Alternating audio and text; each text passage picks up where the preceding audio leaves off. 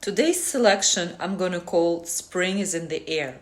Imagine you opening your window. It is still cold outside, but there's something in the air that signals you that spring is about to come. And these are the kind of fragrances I'll be talking about today. The best metaphor for a perfect fragrance for early spring is a snowdrop flower, because it gives you just a tiny hint of florals, but also what I was searching for is that freshness, like melting snow. And the fragrance that I found that matches this idea is Balenciaga Be Intense. Ignore the name, it's not intense at all. I used to wear this fragrance for my business meetings because it's very easy, light, and inoffensive. And I kind of forgot about it for a bit. And I found it this spring. And I fell in love with it all over again. Because this sounds to me like pure crystal water with just a tiny floral that you cannot even understand what kind of floral it is. And this is really my spring. I would never guess the notes of this fragrance. I have a very vague idea what night blooming carriers sounds like. I hope it sounds like this because it's really, really amazing. Very light, delicate. I don't know what creates that effect of pure crystal water, but that's how it mainly sounds to me. And the quality of this perfume is really, really amazing. It did not deteriorate in 2 years that I had it in my closet. It still sounds absolutely amazing and it lasts very long, which wows me considering that it's not intense at all. Another perfume that makes me think of pure crystal water is Meliora by Parfums de Marly. I think this fragrance is really overlooked because of its sister Delina, but Meliora is my favorite of the brand, and it's just amazing for springtime. The official description of Meliora on their website includes red berries, raspberries, lemon essence that is very present in here, also jasmine tea that you can recognize.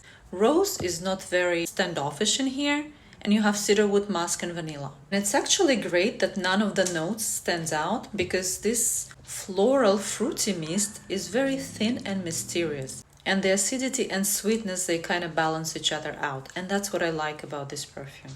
Springtime in a Park by Maison Margiela seems like a more obvious choice for springtime, but it was not for me. At the beginning, I kind of hated that fragrance. I thought that these molecules of musk are too sharp to the point that they kind of scratch my nose. While the musky base dominates the entire fragrance by killing pear in the top and lily of the valley in heart, I still kind of learned to love this fragrance. The thing is that this perfume needs a very special approach. First of all, don't try it after any other perfume, even any perfume of the set. Second, don't try it on a blotter or off the cap from the bottle. Try it directly on your skin. So, on my second try, I sprayed the perfume on my shoulder and I let it rest for a bit. After 1 minute, the alcohol vapes were still kind of strong, but the pear started coming out. It felt like drinking vodka and eating pear marmalade. Kind of delicious. Then the alcohol started weakening and turning more into champagne bubbles, and pear became a cherry blossom. And that transformation from a very strong musk to a very intimate cloud of champagne, pear, and cherry blossom, I really liked it actually. And now I would like to share with you my recent purchase, and you could tell that I have not been able to keep my hands off it because it's already half empty. And this is Narcotic Venus by the brand called Nasomatto. This fragrance is very expensive and it has a very high level of concentration of perfume. But nonetheless, it is not very intense on my scale of intensity. It's about 6 or 7, the kind of intensity that I personally like. It does not have a lot of complexity and it really meets my urge for a wonderful floral. There are only 3 notes in here: jasmine, lilies, and tuberose. I personally get mostly lilies, very realistic and not even so intense like lilies in reality. Blended so well with tuberose, it just creates such a nice mixture and it radiates sexuality and femininity. What can be better for spring? A light floral that is very sexy and transparent. Have you ever dreamed of a perfume that is light, easy, breezy, that has wonderful sillage and lasts very long? I never found any fragrance that meets this criteria until I met Baccarat Rouge. And I have Eau de Parfum version, and even this one lasts quite long.